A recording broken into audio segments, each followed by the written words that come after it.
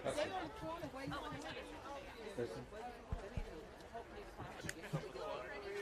yeah, I guess I missed some of it.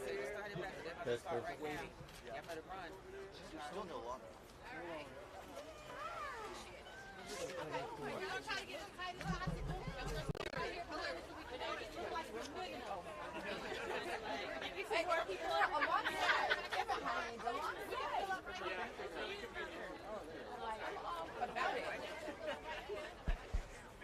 We're going to the podium side actually here in like 1 minute. If we... Okay, well then let's.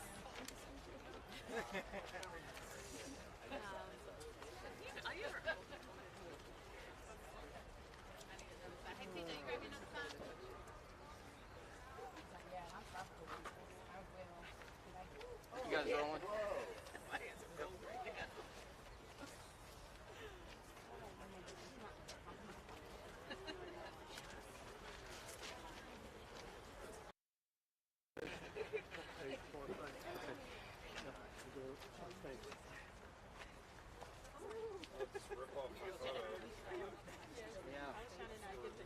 You should have copyrighted it.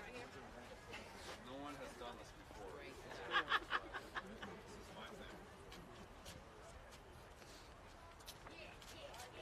What kind of sound is that? Just like slightly. They're coming. Oh, that messed everything up. Scotty, are you a comedian as well? There's the jokester in the front row. We're all in the front, and then we were tight. I love it. Love it. Yes. Scotty. Okay, well, Scotty's killing the game right now.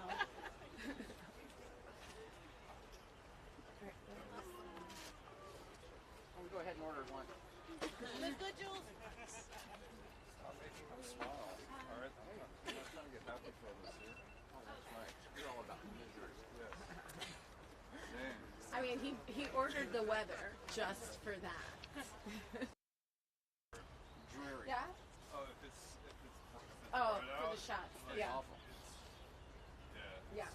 Huge contrast. Yeah. Only we could have the heat to go with it. Yes, that would Oh, I be the love thing. this. It's perfect. Really? I love it. Yeah. Where are you from?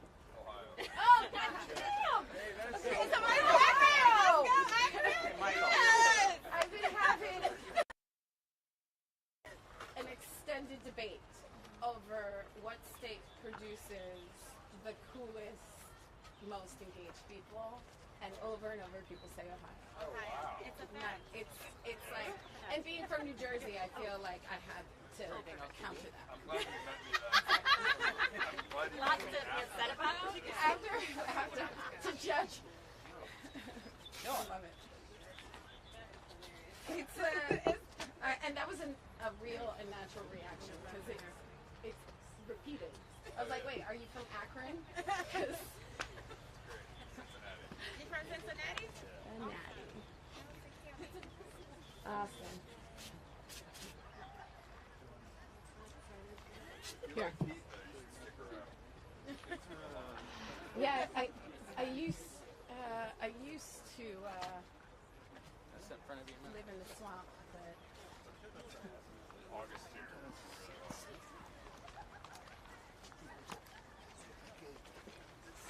unnecessarily painful. Okay, we good? All right, good morning. My name's Ana Lilia Mejia. I am co-ED for the Center for Popular Democracy, and we are here today because, sadly, extremist dark money groups have captured our courts. And truth be told, everyone here is completely terrified, as you should be. Harlan Crow, a Texas real estate mogul, has applied his wealth in ways which any reasonable American can see is meant to influence and control. It is but the most recent example, however, of the type of unethical behavior that has destroyed the public's confidence in the highest court of the land. Dark money groups like the Federalist Society have created a 40-year strategy to control the Supreme Court. And apparently, through Justice Thomas, they are succeeding. In the past year, justices have thrown out nearly 40 years of precedent to overturn Roe v. Wade. They have weakened protections for workers. They have decimated protections for voters and struck down common sense gun safety laws. Our on the public's confidence for their very legitimacy, and they are in trouble. Americans should have faith that their Supreme Court will protect their rights, and yet we don't. Americans should believe in their courts, and yet we can't.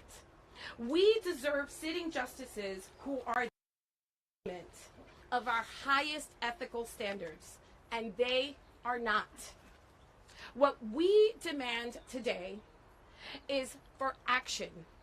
Doing absolutely nothing to change the status quo will not protect the court from any claim that it has been politicized.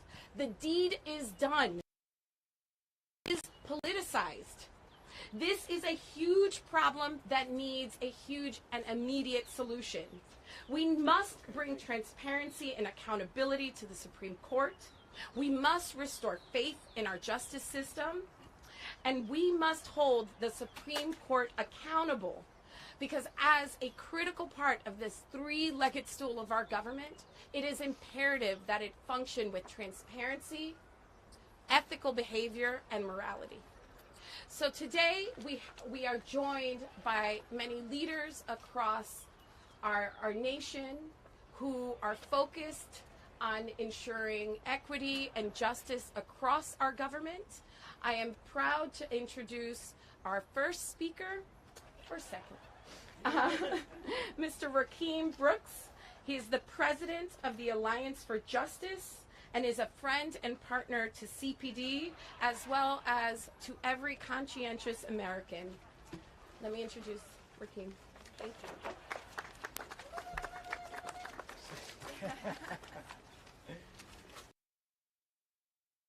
Brooks, and I'm president of Alliance for Justice and AFJ Action. I don't want us to forget why we are here today and what prompted these hearings. Yes, we need ethics reform, absolutely. Alliance for Justice has been calling for a code of ethics for over a decade, along with many of my colleagues, as many of them have the lowest ethical standards. All of the previously bound by a code of ethics at some point in their careers, it makes sense that they should be bound by a code of ethics now. But in some ways, this is bigger than that. Without any changes to the law, we can say without equivocating that Justice Thomas has transgressed.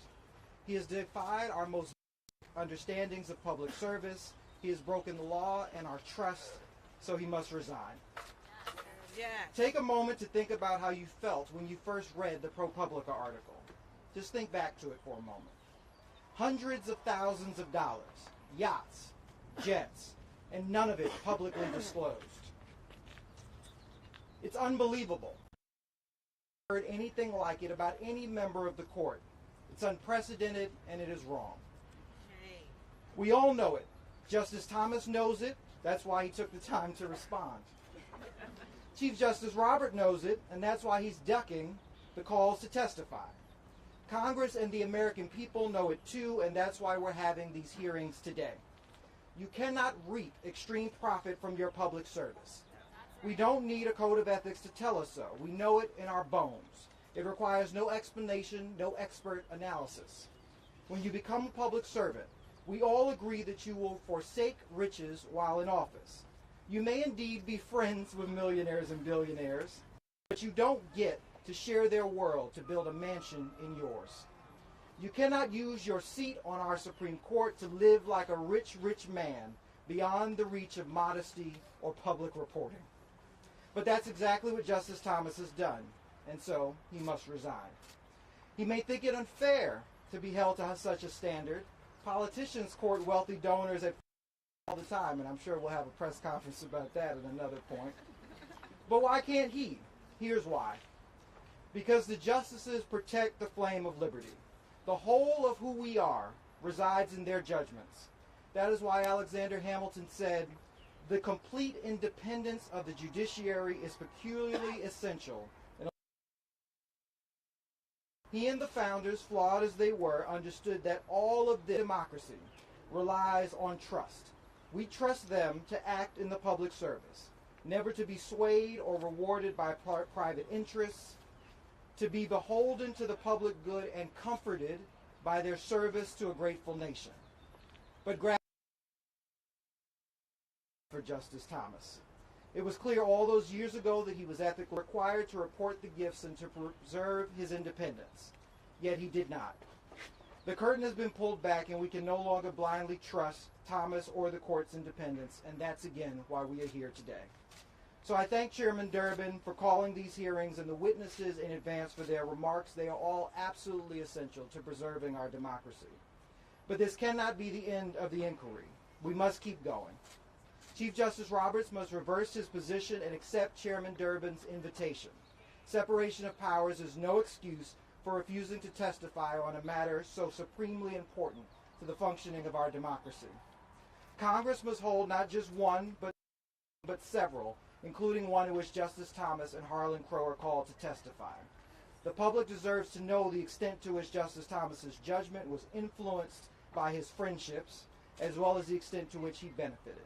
And finally, the Department of Justice's Public Integrity Section must investigate any wrongdoing and assess appropriate civil and criminal penalties. Each of these investigations is essential to ensuring the integrity of the court and defending the rule of law. The great Barbara Jordan once said, "My faith in the Constitution is whole, it is complete, it is total. And I'm not going to sit here and be an idle spectator to the diminution, the subversion, the destruction of the Constitution. All of our faith is the same, as is our commitment to see the Constitution protected. So we stand here today because our democracy faces dire consequences if Thomas gets away with this and the Supreme Court is not bound by a code of ethics. A court that can be bought is as good as no court at all. For the sake of the country, the rule of law, and our way of life, Justice Thomas must resign and Congress must do its duty to implement a code of ethics. The road to that decision and that legislation begins today." Now introducing Savante Myrick, People for the American. It's next, right? People for the American Way. Unless a senator is here. Oh, Senator Murphy's here. All right. Instead, we'll get to you, Savante. Introducing Senator Murphy from Connecticut. Well, good morning, everyone. And thank you so much to all of the groups who have made inviting me and some of my colleagues to join with you today. Around 15 years ago, I introduced the Supreme Court Ethics Act. At the time, I had no clue how vast, how outrageous the series of conflicts of interest on this court were and could get. At the time, there were simply reports of a handful of justices attending political conferences or giving political speeches. To me, that was bad enough. The integration of Supreme Court justice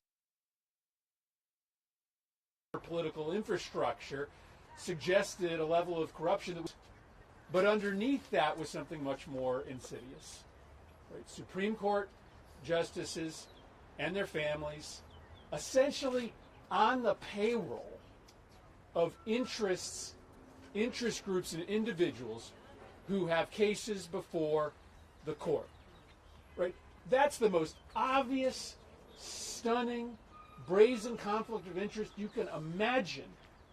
Individuals and companies that appear before the court sending money quietly and privately into the pockets of Supreme justices. What is so stunning to me is that we can't all agree easily that this is out of bounds. Right? Not everything in Washington, D.C. has to be left versus right. Not everything here has to be a controversy. There are some things that public officials do that are so out of bounds. Don't join together and condemn it. If we don't join together and make sure that it is seen as outside of the norm, democracy itself falls. And so I'm still hopeful that we are going to be able to pass bipartisan legislation in the Senate and in the House requiring that every single justice, whether you be a conservative justice or a more liberal justice, has to uphold basic ethical standards. Harlan Crow and Clarence Thomas aren't buddies from the neighborhood. Right? They're not friends who met in college and then became successful each other. Harlan Crow found Clarence Thomas, or Clarence Thomas found Harlan Crow, for a reason. Right? There is just no doubt,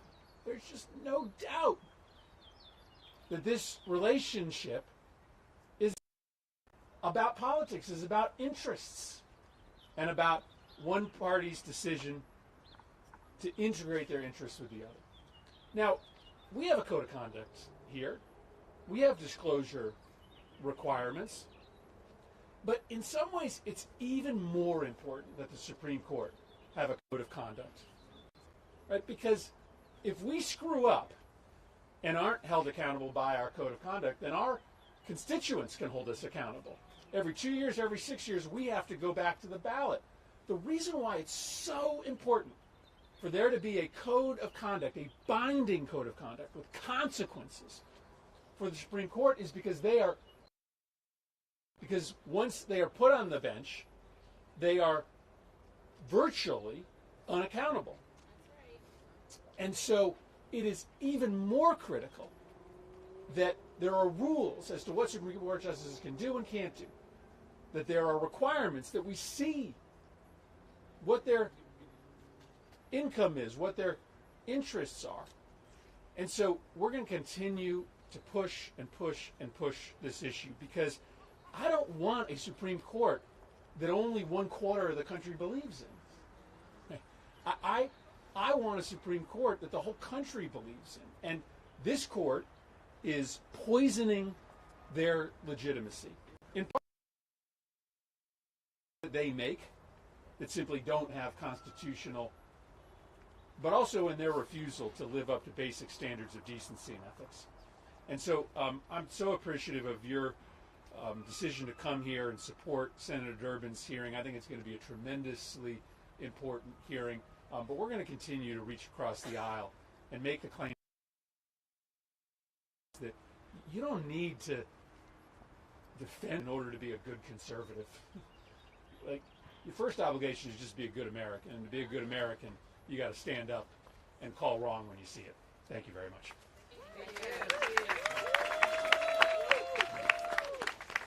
Thank you so much, Senator.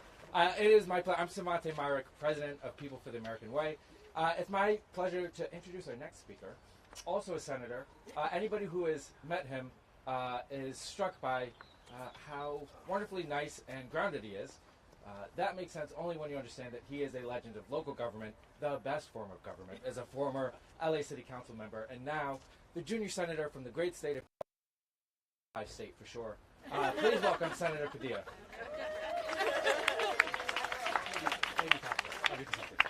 Top 5 state for sure. We're talking economies in the world, because we just went from 5 to 4, my friend. We just went from 5 to 4.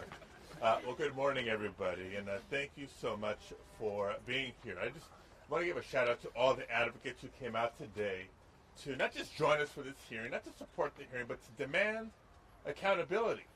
That's what this is about, because after all, the Supreme Court, that building right there, the justice that is supposed to happen in that building right there, belongs to all of us, the American people, not to special interests or the highest. So thank you, because we absolutely need your energy, your passion, and your leadership to move this forward.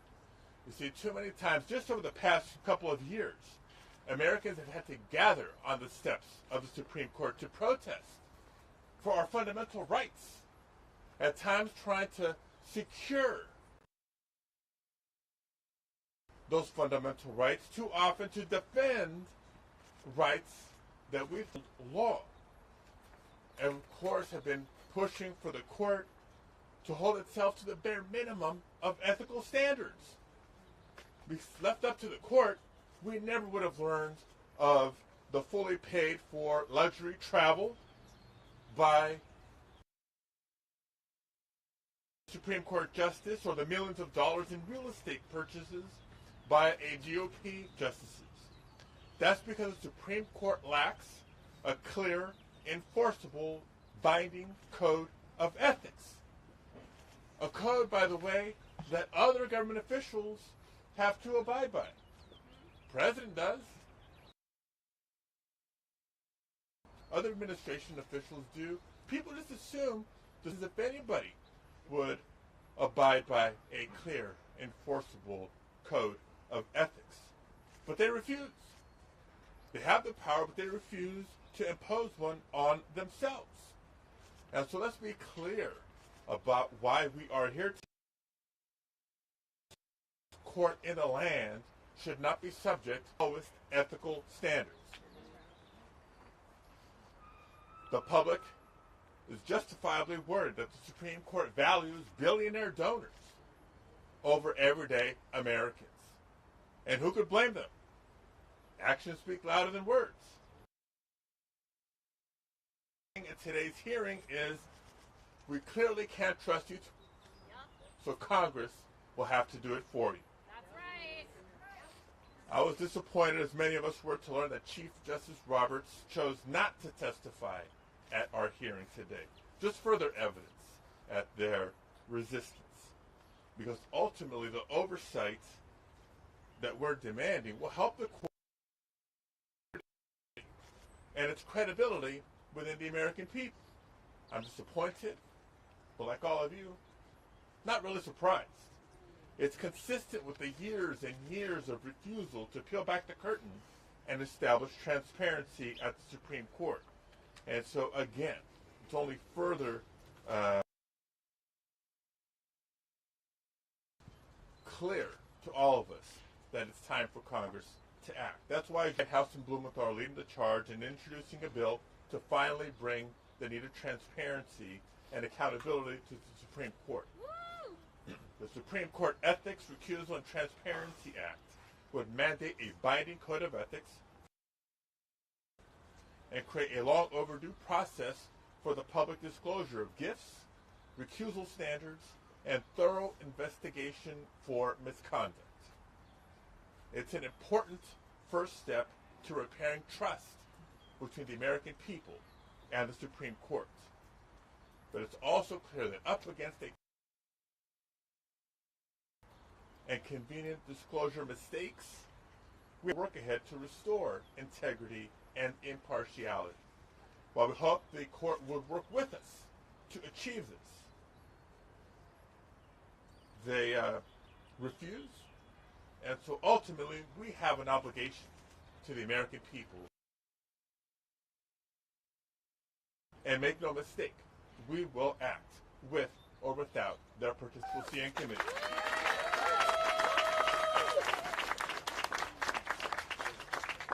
I think you mean if you want. No, we like them nice. Thank you, Senator. I am still Savante Myrick, still, I hope, president of. We're an organization, for 40 years, we have mobilized now 1.6 million members to fight for truth, justice, and the American way. We believe we need a binding code of ethics right now. We also believe Clarence Thomas should resign, and we believe the DOJ should open an investigation. And I cannot believe that we even need to say these things out loud. I just can't believe it. And I was in city council, I was mayor for 10 years. My mentor, when I was running for office, was an assemblywoman whose name was Barbara Lifton. And my first lesson in ethics in office came from her, because I tried to buy her a sandwich. $6.50 the sandwich. Couldn't do it because their ethical disclosures, somebody bought them something worth more than $5. She had to disclose it. Now, when I got elected as mayor, I called her and I said, I can't believe, I just went through my orientation, I can accept meals up to $50, right? Pretty good. As long as it's only once a month from the same person. I said, why can I accept $5? And she said, Mayor, no offense, you know, being mayor is pretty cool, but as a state assembly person, our job, she wouldn't say it this way, but what she meant was, our job is more important. We control more money, we have more power than you do. And the more power you have, the higher the standard must be. The more people have to trust that you could wield power without undue influence. She was a New York State Assemblywoman. This guy is a Supreme Court justice. Now he knows better. We know better. He must hold himself to the highest standard, and if he doesn't, and it seems like he won't, then Congress and the DOJ must. A binding code of ethics is not just about Clarence Thomas, it is for generations of justices, whether they lean conservative or progressive in the future. And a DOJ that will stand up and do its job is about ensuring that the American people are represented by people we can trust. It's just that simple. These cracks in this system have been showing for a while. Right, we all suspected it, but when we found out, look, in the Hobby Lobby decision, remember finding out that the Hobby Lobby decision, agree with it or disagree with it? I disagree with it. Why do I disagree with it? Because it hurt the health and livelihoods of millions of people. But whatever. Why is a secretive group, ultra-conservatives, getting access to this decision week before the public does? Right? This is not the way our system is supposed to work. So I am thrilled that this hearing is happening, and I hope that all of America, these senators, get answers. But I hope, too, that we do not stop here. We must move to binding ethics reform. We must press the DOJ to do their jobs and investigate and apply civil and criminal violations. And even if he won't do it, because this is still a civilized country, all good Americans must resign now. Thank you so much for being here. Can you a leader amongst leaders? I mean this, I'm kind of new to this space, and it is clear that she is a thought leader amongst principals. She is somebody that I look up to very much. Please welcome Fatima Goss-Graves, President and CEO of the National Women's Law Center.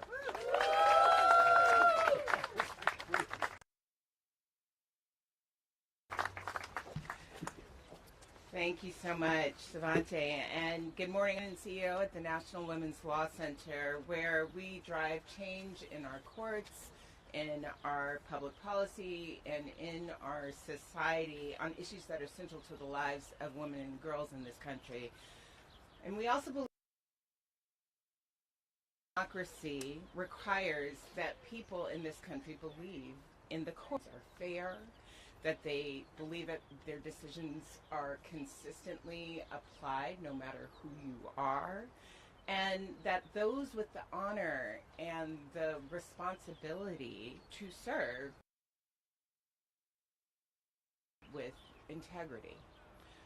And so, though our judiciary it is actually the public's trust in the judiciary that makes it real. And that trust is in grave danger. Over the past year, you have seen the troubling reports that to question the impartiality and independent court. That's been true when we had leaks of the draft opinions in reproductive rights cases. It's been true around the failures that you've heard today, the failures to expose expensive gifts and fancy, wonderful places from political donors. And so that public trust has hit this historic low. We've been building to this moment with a drip of public reporting, and that public reporting is important, but enough is enough. That's not how we do things in this country. Time and again, the Supreme Court has been asked politely to create an ethical code of conduct. They have refused. And instead of investigating these ethical breaches in a way that is transparent, they've been providing the public with vague responses that there's nothing to see here and that there is no wrongdoing. No other profession, let alone political profession, no other profession break their ethical standards and rather than be held accountable, either say, oops, or there's nothing to see here. No one in this country is above the law, and yet the Supreme Court seems to be telling the public to hold themselves accountable. So really the question today becomes what's Chair Durbin and the Senate Judiciary Committee from embarking on this process in today's hearing, and we're here to say that the momentum can't begin and end with today. This must just be the beginning. At the National Women's Law Center, we're calling Congress and the executive branch to fulfill their constitutional promise of checks and balances and to restore the public's trust in our courts. And we're calling on Congress to investigate the reported ethical violations and to mandate a strong, enforceable code of conduct. And the Department of Justice reporting on Justice Thomas's alleged violation of public disclosure. That's the least that they should do. And so I just have to end by saying I'm here today because I actually have the utmost faith in our courts. And with each report that comes out, I am reminded that it is my deep respect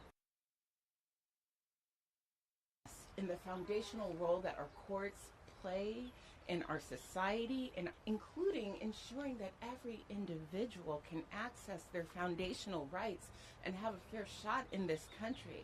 That's not just my optimism, which, you know, as civil rights lawyers, that is a little bit of a prerequisite.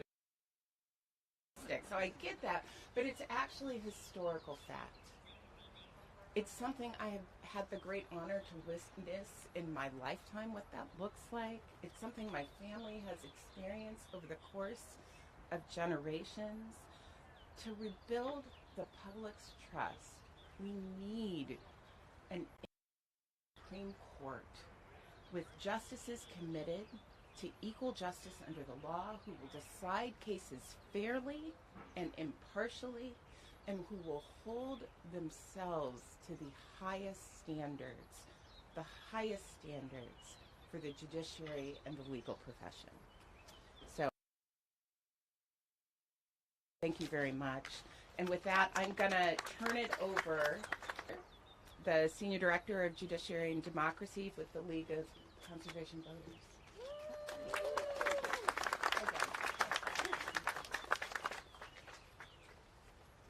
Thank you so much, Fatima, and thank you all for being here. And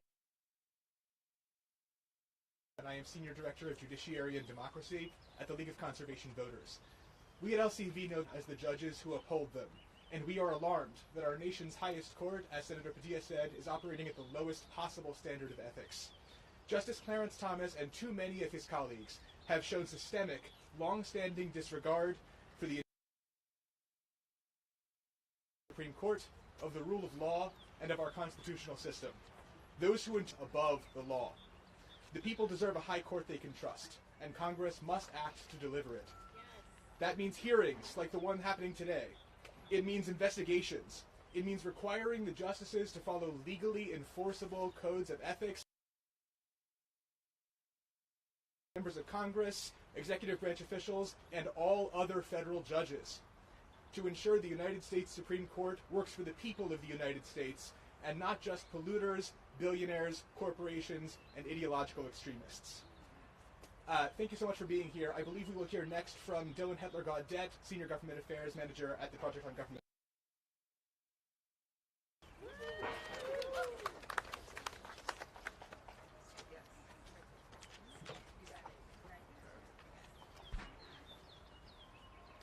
Morning, everybody. Thank you so much for being here today. I want to thank all of my partner organizations here for organizing this much-needed event, and for the senators here today for their leadership on this important issue. I would like to start by making a categorical statement that I think should help clarify some confusion that we're hearing out there. Clarence Thomas broke the law when he did not disclose the gift that he received and the luxury travel that was bankrolled for him. That's right. Notions of abstract propriety, we're talking about the law. And one of the 9 most powerful people in the country broke that law. And at the current moment, we don't have any particular way of holding him accountable for that, and that speaks to a crisis at the Supreme Court. There are a number of things that we can do in response here, and you personally, many of my colleagues here have touched on the things that we need to do, and then I'll try to pivot a little bit as well. The Department of Justice absolutely needs to investigate what Clarence Thomas did because, as I just mentioned, it was a clear violation of the law. Second, and we're already seeing some of this today, Congress needs to flex its atrophied oversight. Get to the bottom of what's happening with the Supreme Court, what's happening with the judiciary, require responses, compel witnesses, bring to Congress the Supreme Court justices who are failing to meet their ethical obligations. Yes. And if you can't, there are other modes and means you can use. One of Congress's most potent tools is its power of the purse. Many people in Congress really use that tool effectively when it comes to this more broadly. Every year the courts come to Congress hat in hand asking for about $8 billion in hard-earned taxpayer dollars. The Supreme Court asked for about $150 million of those hard-earned taxpayer dollars. I think there need to be some conditionalities on that money. Accountability, more transparency, an ethics code, more transparency and disclosure around as to why you do or do not recuse yourself in the face of a potential conflict of interest. There are so many things that need to be done to fix the current crisis at the Supreme Court and at the judiciary more broadly. I would also like to commend Senator Padilla for referencing the Supreme Court Transparency Act. We at POGO are very supportive of that bill because of all of the things that there have been other people who have been on this beat for a while now, who have been holding hearings, who have been introducing bills, who have been sending oversight letters. People like Senator Sheldon Whitehouse, people like Congressman Hank Johnson, people like Congresswoman Deborah Ross. People have been on this issue for a while now. It is unfortunate that one particular justice keeps giving us a new reason to raise a problem that is undermining the very fabric of our democracy.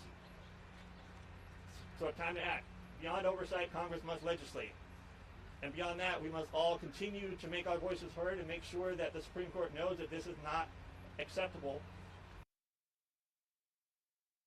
Tribunes in Congress will make sure that the Supreme Court lives up to it and finally delivers on what the expression above its doors says, which is, I'm paraphrasing, but equality under the law, justice for all.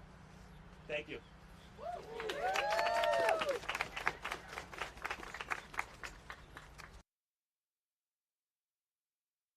Thank you so much, Doug. Hi, everyone. I am Tiffany Muller, the president and Let America Vote. And we work every day to protect the voice and the vote of all Americans so that our democracy works for everyone. And Clarence Thomas, well, he spends his days tearing down our democracy and lining his own pockets. He has damaged our democracy for long enough. I think it's really clear what his agenda on the court is. Transparency, more money, more corruption. That's the Clarence Thomas agenda, and that's why Congress has to act today. And it's no surprise, really, because the Supreme Court has been captured by the extremist dark money groups. Groups like the Federalist Society, the Judicial Crisis Network, the Coat Network, who all spent $600 million to capture the courts. $600 million. And you know what? That return on investment is paid off for them, with decision after decision lined up for corporations and special interests. You know, Justice Thomas's corruption has been in the news, and it is awful. It is really no surprise that he's at the center of one of the most damning scandals in the court's history. And we know that because we know who Thomas is watching out for. We know he rules on the side of billionaires and corporations, and at the expense of the every single time.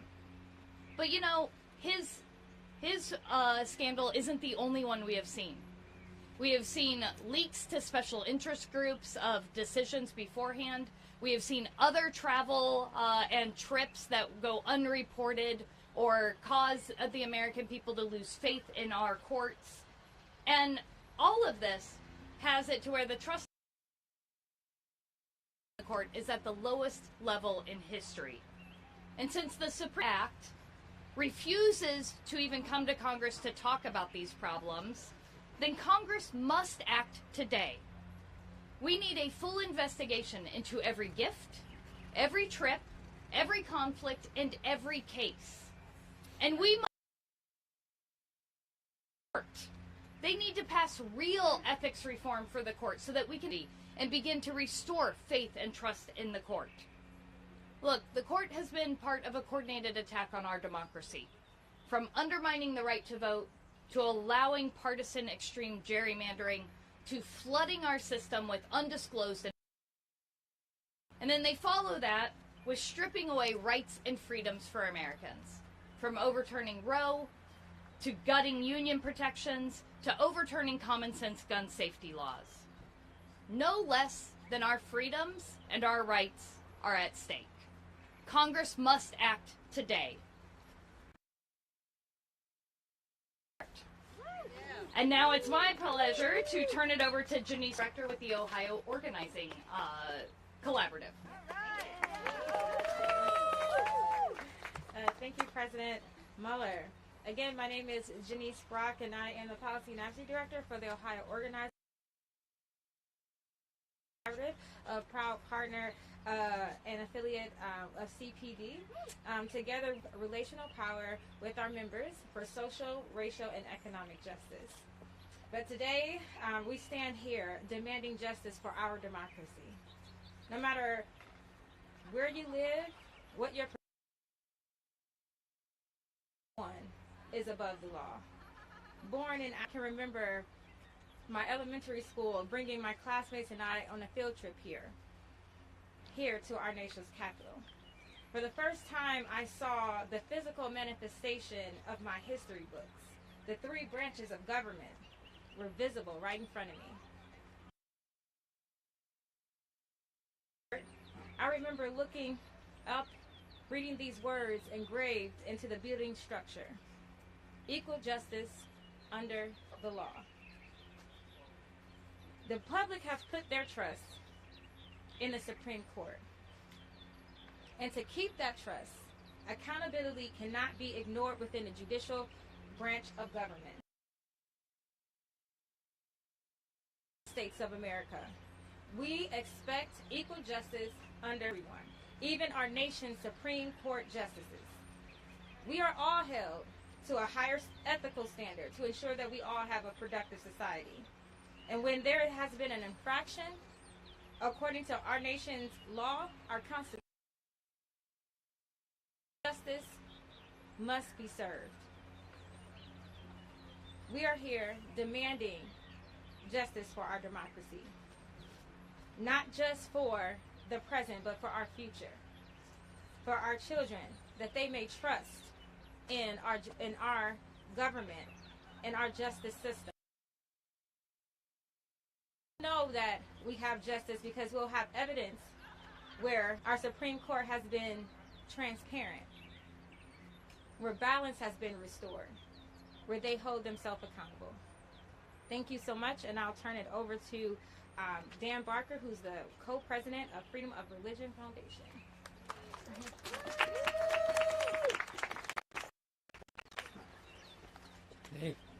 Thank you. I'm Dan Barker, co-president of the Freedom from Religion Foundation in Madison, Wisconsin. And we support Senator Whitehouse's and Representative Hank Johnson's Supreme Court Ethics Recusal and Transparency Act, and Senator Padilla's Judicial Ethics and Anti-Corruption. If those ethics rules are good enough for the makers of the law, for the judges of the law. It's not just billionaires and corporations, it's also religion that comes before the courts. And we are alarmed that the current court is turning its back on decades of secular precedent in religion. RF's more than 40,000 members. We're mostly atheists and agnostics, but we also represent the religiously unaffiliated, who are now about a third of the American adult population, but with no openly non-religious justices on represent the rapidly changing demographics. We deserve a truly secular government, not one that's captured by the Christian nationalists and the religious extremists. Our Constitution prohibits the government from establishing or promoting religion, but being packed with justice and judges who are neutral, who are turning the freedom of religion into the weaponization of religion. The separation of powers, as has been noted earlier today, does not mean insulation of powers. It means check balances. When the Chief Justice declined to testify before the committee on these very matters, he signaled that the current Supreme Court does not want to be checked. But if there's no check, there's no balance. FFRF is for meaningful court reform. Now our next speaker, Noah Bookbinder, President of Citizens for Responsibility and Ethics in Washington.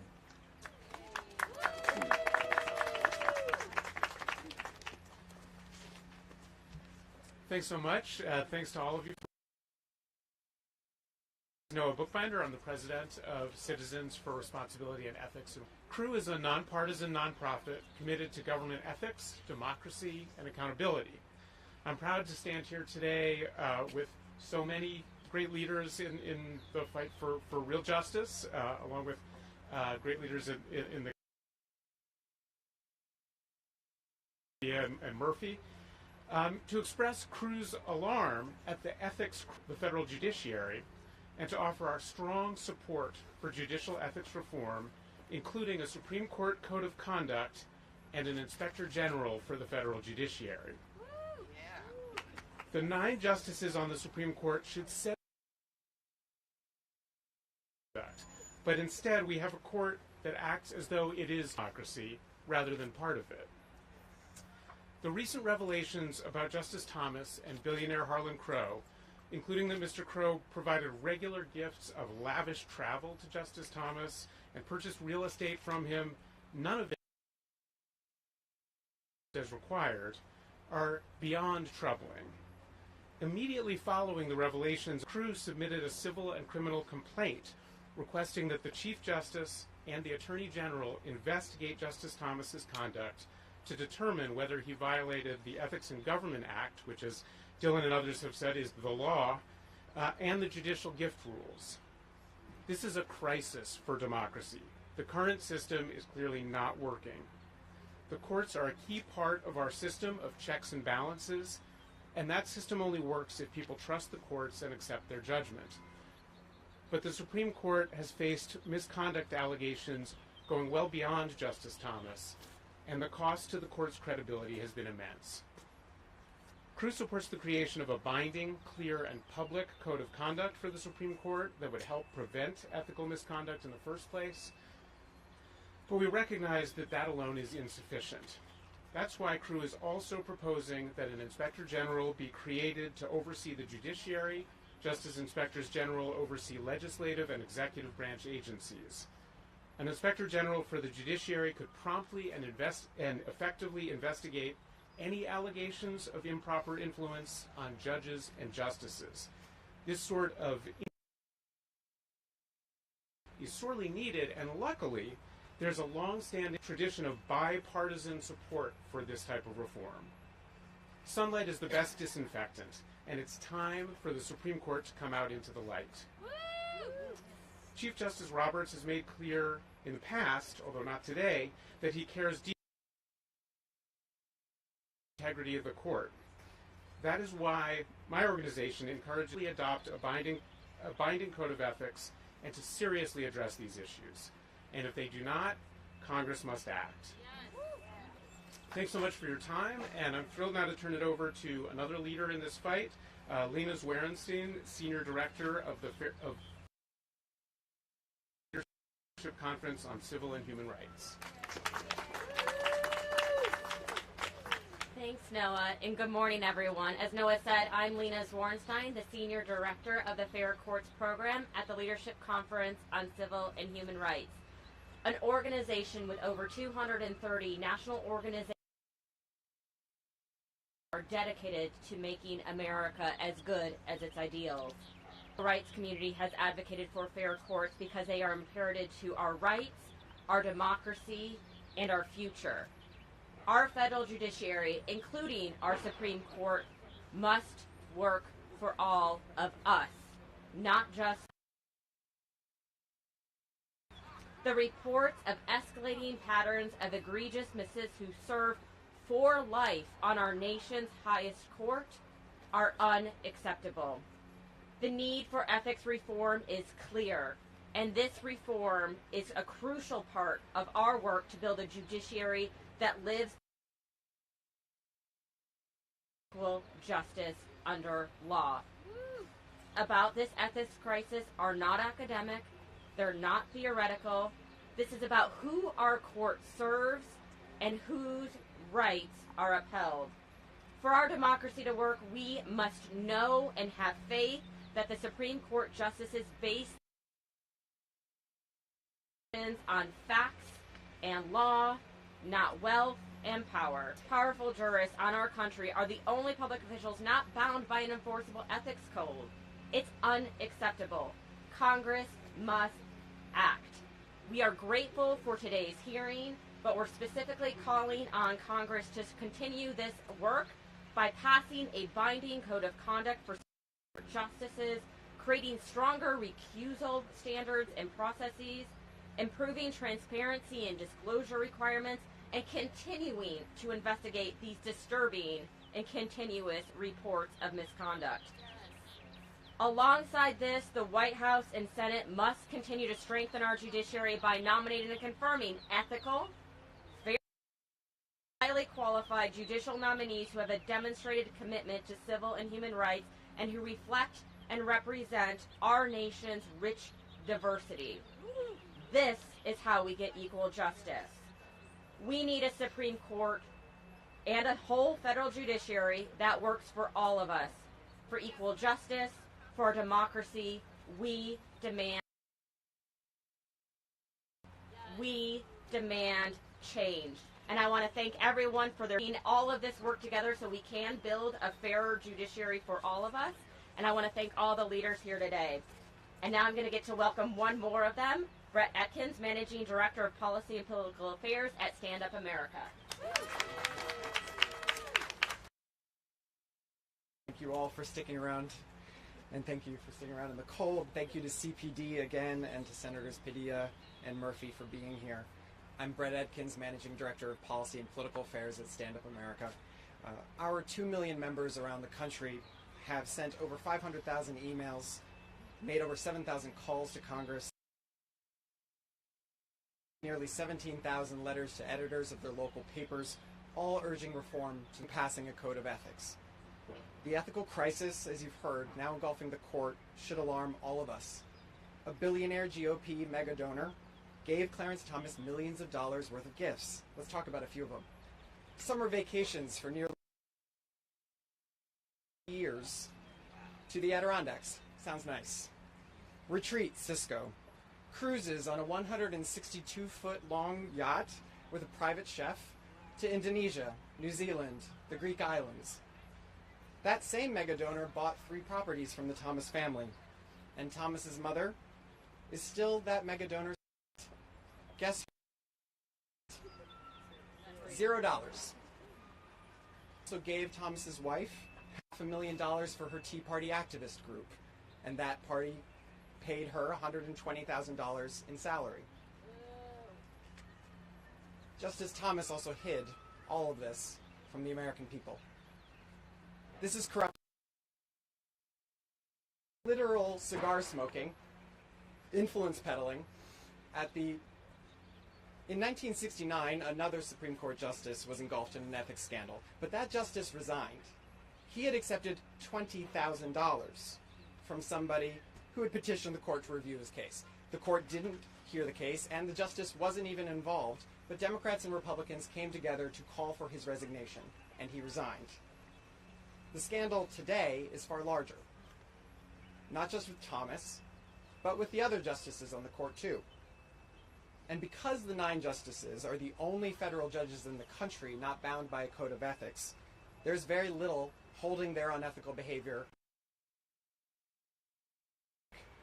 So it's up to us, it's up to the American people, and it's up to Congress to hold this court accountable. Today's hearing is an encouraging start. The American people deserve a full, thorough investigation of Thomas and his wrongdoing. He should testify publicly, and Congress should debate and pass the Supreme Court. Thank you all. With that, we're going to close our event. Thank you all so much for coming again.